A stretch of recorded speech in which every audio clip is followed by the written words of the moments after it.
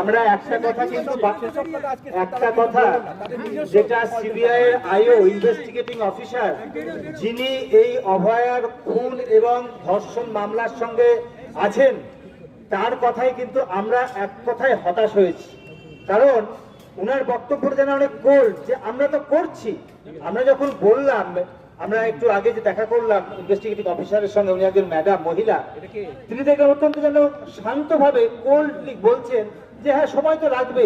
এটা কি ভাবছেন যে হাফ কুকড একটা আমরা চার্জশিট দিয়ে দেবো?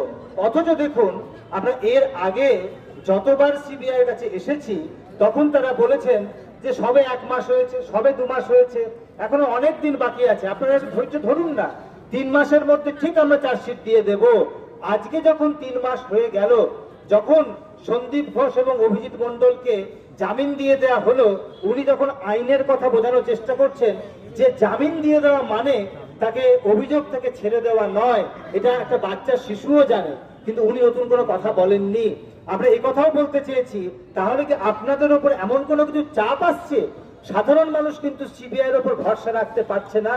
উনি সেই কথাটা ঘুরিয়ে বলেন যে না, আমাদের উপর আস্থা রাখতে বলুন, আমরা চেষ্টা করছি, আমিও একজন মহিলা, আমারও বাড়িতে মেয়ে আছে, ফলে আমি চেষ্টা করছি যাতে ন্যায় বিচার পাওয়া যায়। কিন্তু প্রত্যেকটা কথাই যেন মনে হচ্ছিল আমাদেরকে একটা সান্ত্বনা দেওয়ার জন্য।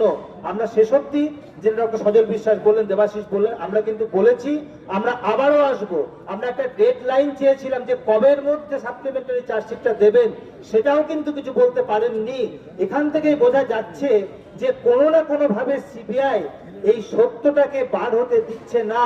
এখানে সাধারণ মানুষের কাছে আমাদের বার্তা যে সাধারণ মানুষ যেন রাস্তা থেকে সরে না যায়। কোন সিবিআই, কোন রাজ্য প্রশাসন কিন্তু ন্যায় বিচার দিতে চাইবে না। ন্যায় বিচার আমাদেরকে ছিনিয়ে আনতে হবে। এবং আমাদের সঙ্গে গিয়েছিল নার্সেস ইউনিটি সুচিস্মিতা, সে বলতে বলতে কেঁদে ফেলে যে একজন মেয়ে হিসাবে আমি কি করে আরজি করে আমি ডিউটি করবো, ও আরজি করে নার্স। তখন উনি বোঝানোর চেষ্টা করেন না, তুমি ভয় পেও না। এই যে সিবিআই এর আইও বলছেন ভয় পেও না, তো ভয় পাবে না কেন? যদি আজকে খুনি ধর্ষকরা যদি ঘুরে বেড়ায়, তাহলে একটা মেয়ে হিসেবে সে নাইট ডিউটি করতে পারবে তো? এটা আমি আপনাদের কাছে প্রশ্ন রাখলাম। সাধারণ মানুষ যেন গর্জে ওঠে, প্রতিবাদে যেন রাস্তায় থাকে। আমরা আগামী দিনে প্রতিবাদের রাস্তাতে থাকবো।